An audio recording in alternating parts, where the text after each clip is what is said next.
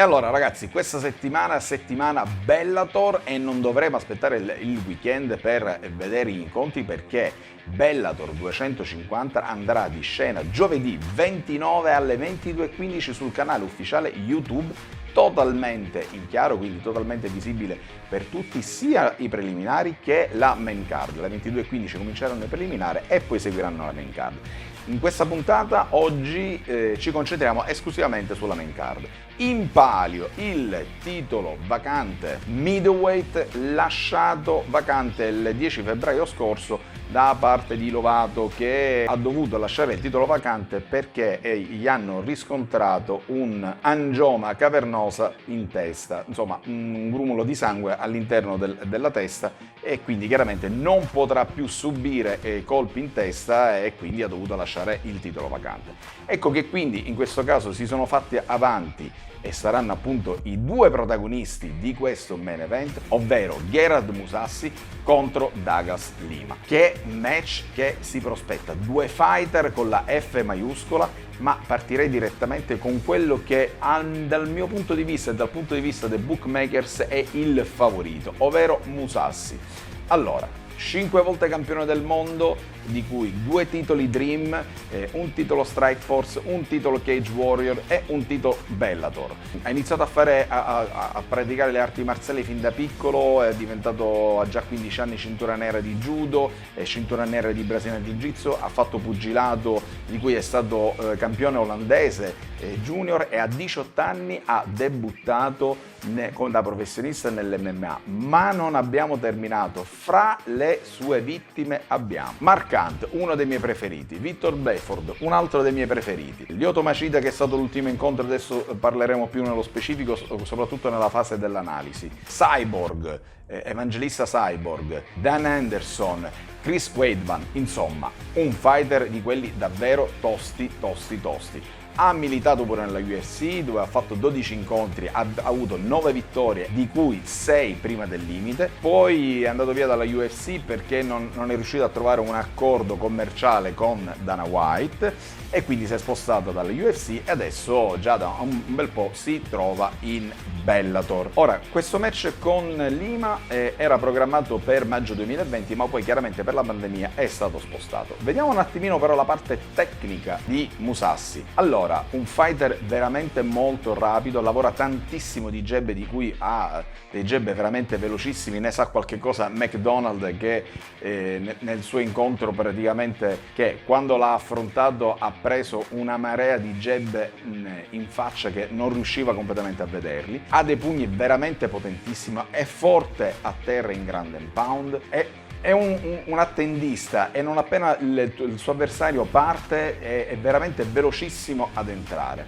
Però nell'ultimo incontro che ha avuto contro Lyoto Machida, dove ha vinto per decisione unanime, penso di aver trovato un mezzo punto di debolezza, ovvero, poiché lui lavora tantissimo su linee rette, quando trova un avversario che si muove tanto nella gabbia e quindi fa delle entrate per poi uscire nuovamente e spostarsi, lui soffra tanto e poi si lancia un pochettino, diciamo, alla rinfusa per cercare di trovare il colpo del KO ai danni del suo avversario. Almeno questo è quello che ho visto nell'ultimo incontro, quindi l'ultima versione di Mousasi. Detto questo, comunque i bookmaker lo danno vincente a 1,63 contro 2,30 di Lima. Ora passiamo invece appunto a Douglas Lima. Allora, Douglas Lima, ragazzi, è campione welterweight Bellator, ha 32 vittorie, 7 sconfitte, 14 vittorie per TKO, 12 vittorie per sottomissione, quindi questo fa capire che è un fighter davvero completo, può combattere sia in piedi che a terra. È stato colui che ha fatto subire la prima sconfitta a Michael Venom Page con quel famoso low kick e poi montante preso al volo, che per me a tutt'oggi sostengo che in un certo qual senso è stato un po' il colpo della domenica, soprattutto il montante. Non ti dico tanto il low kick, ma il montante l'ha preso in pieno mento, ma quello è un altro discorso. E a proposito del low kick, questa è un'arma davvero devastante di Douglas Lima. Ragazzi, ha un low kick o comunque un circolare destro davvero potentissimo. Idem il suo diretto destro è davvero potentissimo, ma soprattutto il suo low kick.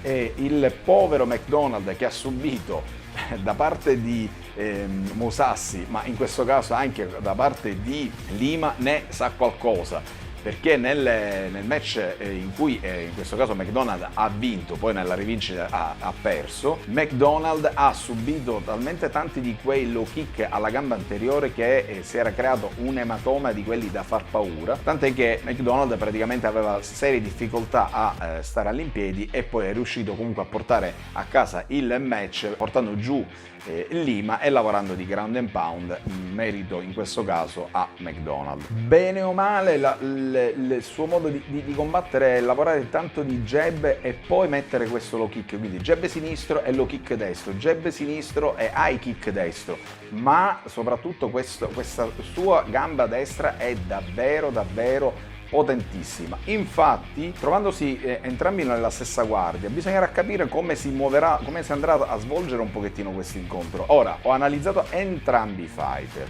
e vi posso dire in conclusione che ho una preferenza per Mousasi, anche per il suo background e quant'altro, però bisogna dire che Lima, se trova la giusta chiave di movimento, e secondo me dovrebbe essere, e l'ho visto in un paio di incontri, sapersi muovere bene nella gabbia, quindi muoversi, entrare di low kick e uscire, entrare di low kick, questi low kick potentissimi, un po' come ha fatto con McDonald nel primo incontro, quindi inefficiare la gamba anteriore di Mousasi. Questo potrebbe portare l'ago della bilancia dalla sua parte, ma ragazzi siamo proprio al limite, e qui succederanno due cose, possono succedere: o entrambi si annullano, quindi essendo che sono molto tattici e molto tecnici entrambi, quindi potrebbe risultare un match non particolarmente entusiasmante, ovvero al primo scambio uno dei due entra un diretto o un high kick in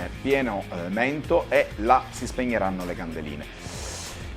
Tendenzialmente, ripeto, do una leggera preferenza in questo caso a Mousasi, ma non si può sapere.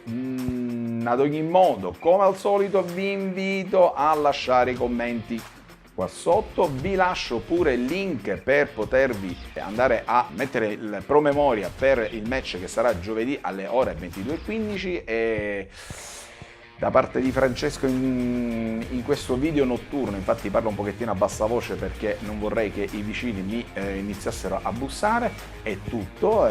Da parte di Francesco La Fauce e del team di Stone Fighters TV io vi saluto e ci vediamo al prossimo video. Vamos! Stone Fighter TV, yeah. Stone Fighter TV, Stone Fighter TV, yeah. Stone Fighter TV. Prendi un destro e un sinistro e forse un low kick. Sei sul magico schermo di Stone Fighter TV. C'è la Fauci Francesco e non ti perdere il film. Se non piace la lotta non passarci da qui. Stone Fighter TV.